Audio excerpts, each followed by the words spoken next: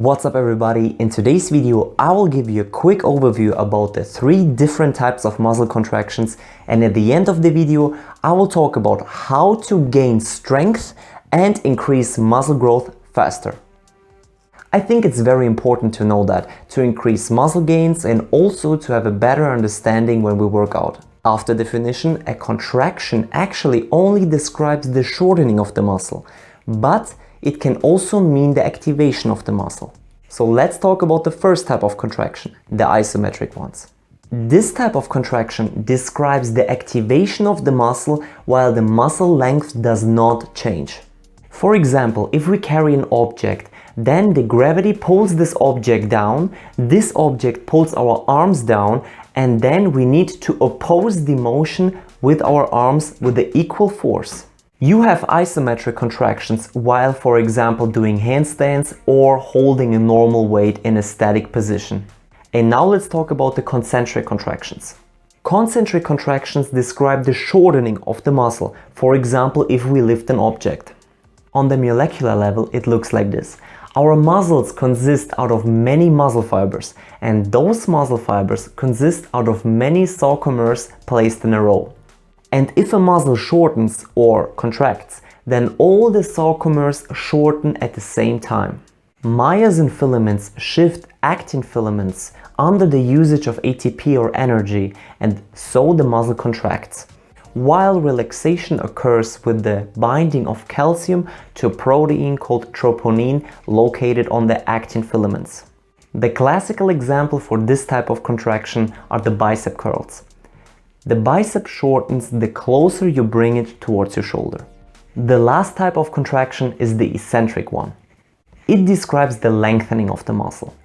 This contraction has the greatest force production capability and is mainly responsible for the muscle damage or the delayed onset muscle soreness, and also to build up stronger muscles.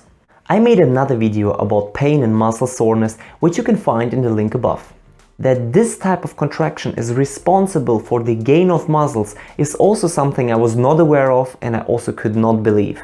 After this theory, I should experience a greater soreness when focusing mainly on the lengthening of the biceps. So on one day I basically focused mainly to do the concentric movement slowly and controlled, and on the other day I did the eccentric movement also slowly and consciously. So when I focused on the eccentric movements, I basically did the negatives all the time. The next day after the workout, I could definitely say that the pain after the eccentric workout was much higher than the concentric one. Examples for eccentric contractions would be on the weight bench or normal push-ups, where we do the negatives as slow and controlled as we can. When we do a push-up and we go down, what actually happens is that the biceps shortens while the triceps lengthens, and in this lengthening we have the eccentric contraction. And of course, if we do the push-up from the ground up, then we have the other way around. So keep in mind, eccentric muscle contractions will lead to greater soreness. This will lead to the substitution of the damaged muscle fibers with stronger and healthier cells.